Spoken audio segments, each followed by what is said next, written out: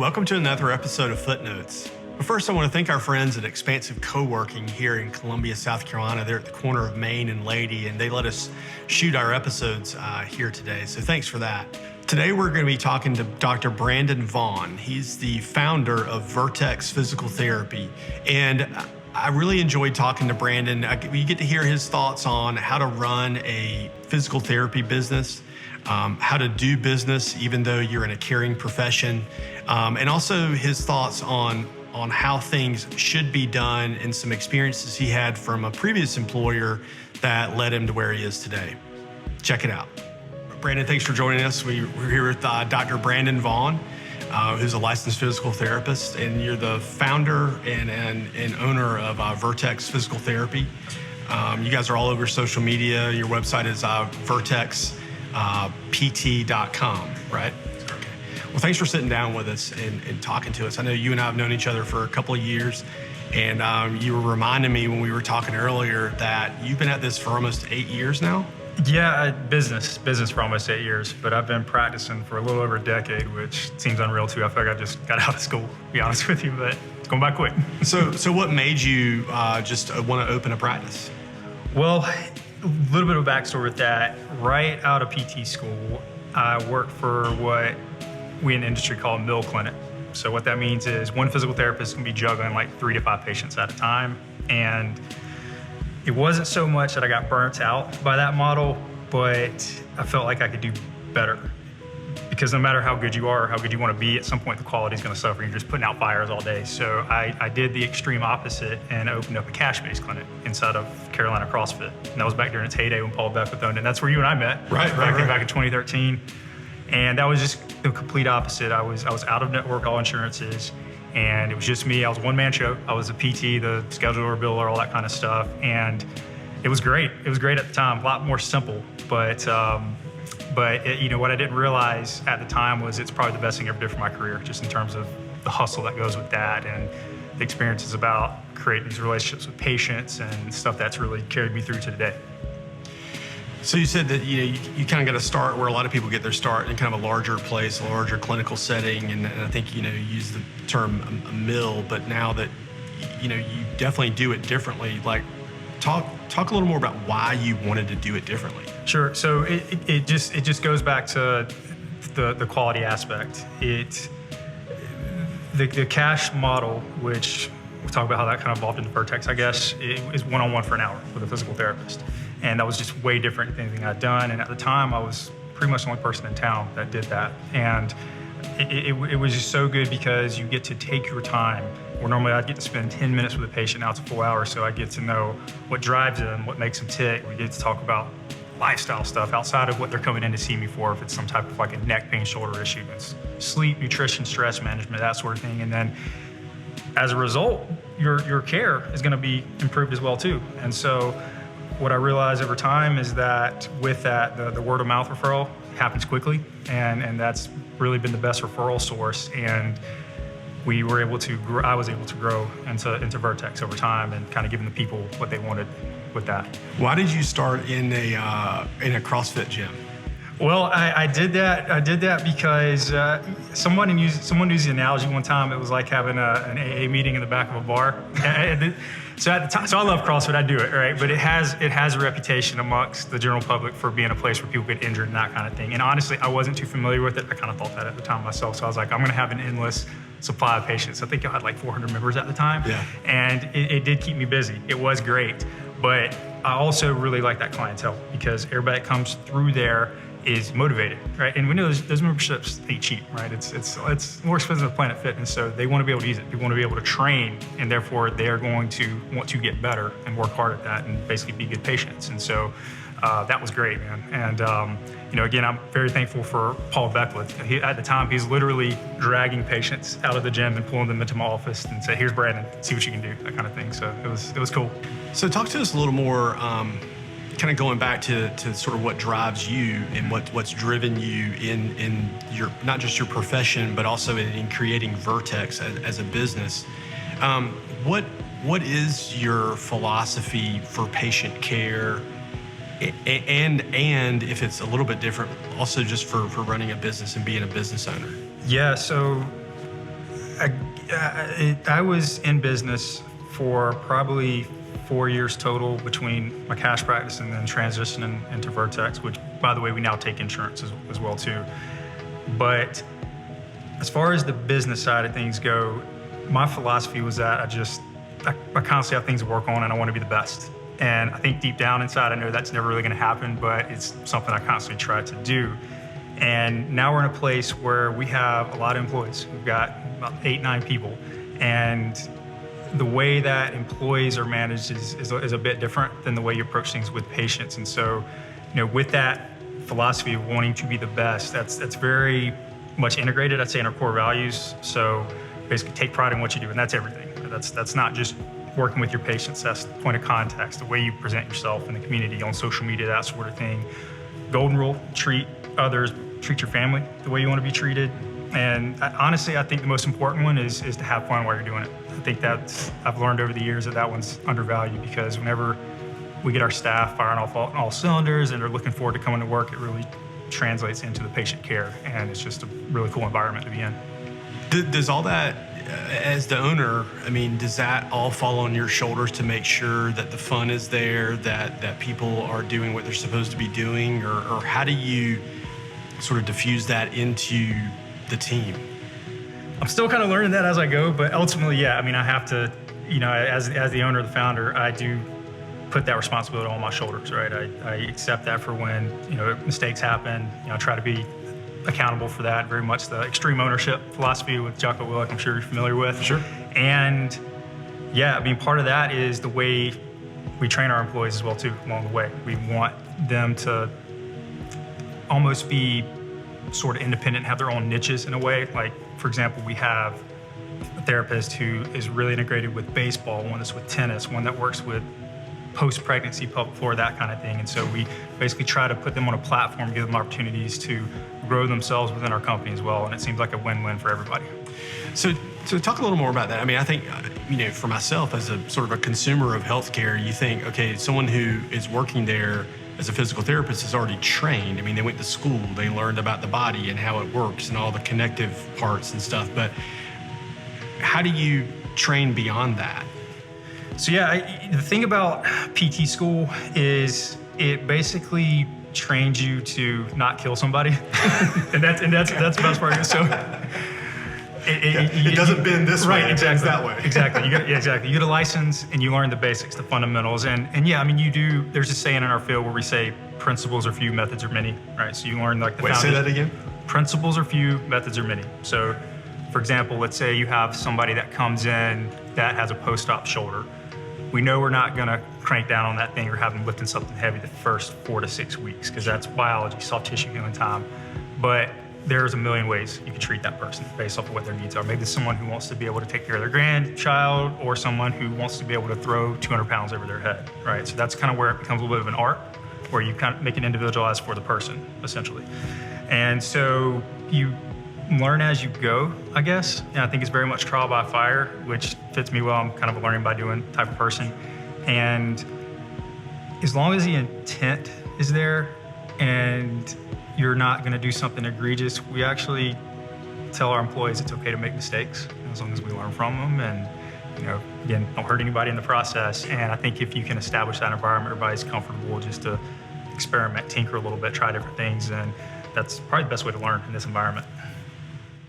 How do you try to model that for folks that you guys are training? Again, they I guess they're competent when they come to you, but then you're training them. How do you model that as a leader for them? Yeah, so you kind of have the formal and informal type of thing. So in terms of educating them, yes, we have ingrained mentorship. We can sign them up for courses, continuing education like you get in any kind of field and that sort of thing. But I do believe in leading by example as well. And so we've kind of had the conversation about CrossFit, right? That's still very much a big part of our clientele, is that active population. And the people that we hire tend to be involved in that as well too. We want people who are going to be clear clinicians, but also kind of get that street cred and also train along and maybe compete with some of their patients as well too. Because, at the end of the day, that's what gives us credibility and commonality and intent with our treatment. and the way that we treat our patients. And so we do tend to seek out people who are motivated, maybe outside of the work environment, to kind of have that lifestyle, honestly, in everything that they do, outside of just being on the job at Vertex. Yeah, I think about a mentor of mine in the business that we're in, basically giving financial advice. So, you got to have integrity in your advice. And he didn't necessarily mean you don't lie to people. I mean, that's sort of implicit, but it's like you need to be doing the things that you're telling people to do. Exactly, yeah. To the extent that you can. It's going to scale differently and things like that, but people can sort of tell when, that integrity is not there. They kind of expect it to be there, so you maybe don't get a lot of credit for that being there, but it's more when it's not there, it really stands out. Exactly, right? Nobody trusts a skinny chef, right? That's the same concept there. Yeah. So let's talk about we were talking about earlier. You've been in, you've had a business now for, I think you said 8 years. Yeah. So cash base for 3. So cash for 3, and then Vertex for 5.5. Yeah. So low rate. Talk to us about the past 5.5 years of Vertex. I mean, are you where you thought you would be? I mean, what's the ride been like? Yeah, I feel like we're just moving a million miles an hour. When we sat down to do the business plan when we first started, where we're at now, we weren't supposed to be here until we were kind of like 8 to 10 years in business. So it's just been. How were you measuring that, by the way? Well, you numbers end of the day, right? So the way it works with us is we are a low volume clinic. We see one patient an hour still, just like I used to in the cash model, but now again, we do take insurances. So one provider, one patient per 1 hour. Correct. Wow. Yeah. Okay. And I keep in the back of my head that we want to have that growth mindset because that is healthy for a business, right? There's some saying, if you're not growing, you're dying. But the trick is to be able to grow without diluting the quality of your product. Sure. And I would say it's probably a little easier to do with our model because we're not just, what you can do in this industry basically is you can get connected with a venture capitalist and you can just take out a massive loan and open up like 5 to 10 crappy clinics and build them up, sell them right off into the sunset. But if I did that, I'd be right where I started, and my pillow's not going to work at night. So in terms of how we grow now, it's essentially whenever we hire on a physical therapist, we give them a chance to grow, do it organically. When they start to get busy, usually it's like that 90% capacity trigger where there's a little bit of room in the schedule, but not much.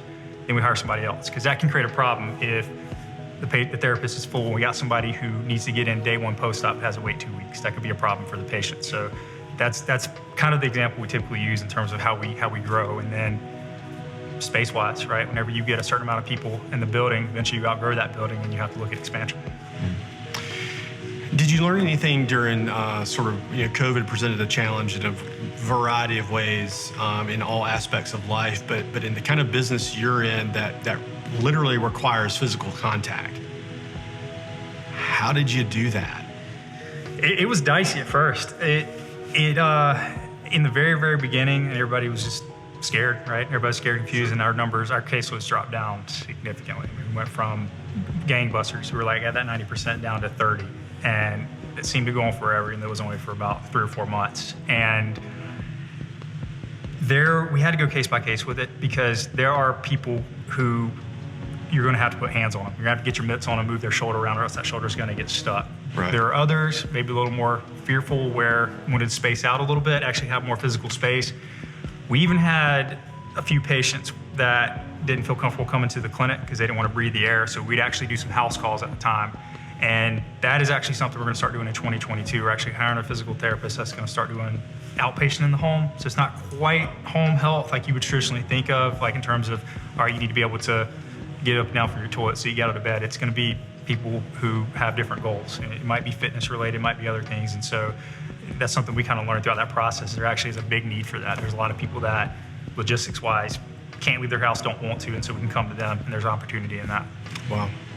I've heard that a lot in these episodes that, we're kind of, out beyond the initial shocks of COVID, and it was bad, and people had to regroup and rethink, and then they adapted. But even some of those adaptations now are almost being made permanent because, you were able to see a different way that, but for COVID or something that was that drastic in the change that it required you to make as a business owner, It's just really neat to hear those stories that, I guess necessity is the mother of invention. And so, it just plays true in those aspects. You talked earlier about, you wanted the people that are working there at the clinic, the providers, to understand people and understand what drives them and is motivating. What drives you? Well, I thought about that because I know we kind of had like a little bit of a text exchange, and I got an expensive wife and that ain't gonna pay for itself, so I gotta keep working. But no, I think again, it goes back to wanting to be the best. I feel like if you're not gonna be the best, there's no point in doing that. I'm not a big fan of the everything in moderation type of phrase, because I think if something's worth doing, you're gonna go all in. And honestly, most people I know in business that are great are just really freaking busy all the time. And at the same time with that though, I think that it's just ingrained to try to avoid complacency, and whatever motivates you, sometimes having a chip on your shoulder, sometimes you get a little pissed off about things. Like again, my first job, I didn't think they were doing things too ethically. That's part of it. I think that, also just you're constantly looking for the next thing. And sometimes if something doesn't present itself, you got to make one up. Otherwise, you're just idling and there's really no passion in the work.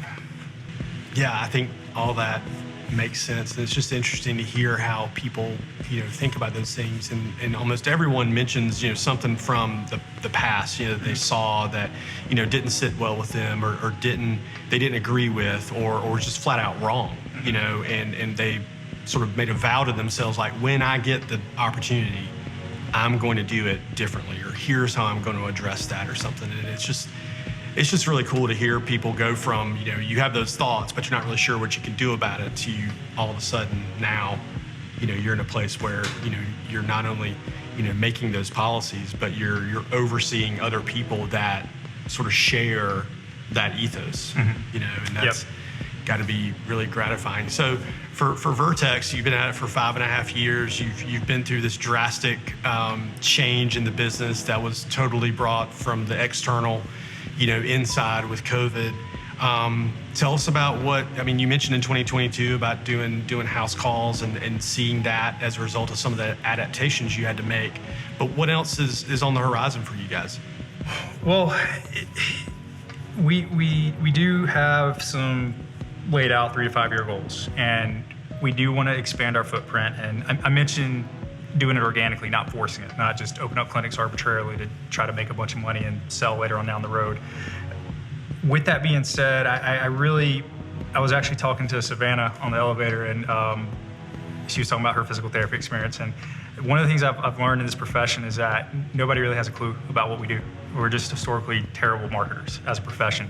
And what we want to be is basically the one-stop shop for all things musculoskeletal. It's the military model, for example. People in the military don't go to the orthopedist, they go to the physical therapist. And the physical therapist determines if they need to see an orthopedist, stay in therapy, that sort of thing. And so that's what we want to be. We want to be that place for if somebody sprains their ankle, come right to us. If we can work on it, let's work on it. If we need to refer you out, we know some good people, we can do that. And I think that goes back to the quality aspect. There's a very small amount of population actually uses physical therapy. I think it's actually as little as 10% when they have issues. So there's plenty of opportunity there. So I think pushing the profession forward is where we want to be. And what I've learned is that if you do the hard work, you deliver a good product, the growth and the money kind of takes care of itself, or at least has so far. So not resting on my laurals, but it's just about that aspect of being present and with every person that comes to the door. I know that probably sounds a little bit cliche, but whenever I can focus on the person in front of me and try to block out all external, I just tend to do better on all fronts. I recognize the importance of setting goals, but I feel like if you do that and you focus too much on the destination, then when eventually you hit it, it's like, okay, what's next? But when you look back, it's like the journey, the struggle. I was talking about, when I first met you in the little table in the gym, like that's what life's all about, man. And so I try to see both sides of that. But set your goals, be present, try to find a balance somehow. Well, thanks for sharing all that. I think that's going to help a lot of people that watch this episode, because I think that there's still so much, sort of fantasy thinking about business and what it's like. And I think people understand that it's hard, or they know that it's hard, but I think people forget about that even in those hard things, you can learn stuff. And if you're willing to adapt and change, you might find something that you're going to choose to make permanent, or just seeing something that you think should be different and trying to do something about it, but be willing to take the small steps, have the small table in the corner of a place, and not just, start with a bang, so to speak, but almost start with something that, most people would just kind of walk by and not notice, but then to continue on with it is just it's a great story. I appreciate that. Yeah, I think anybody who's listening, you just got to take action, just keep moving forward. At the end of the day, a lot of people think about doing it, but don't actually execute. And if you do something, it's probably going to work out for you in some form or fashion. That's a good place to end it. Thank you so much for sitting down with us, Brandon. Thanks for having me. Thanks for running a great business and for caring about the work you're doing for the people that could go anywhere else, but they're coming to you guys. Thank you for doing that. I appreciate that.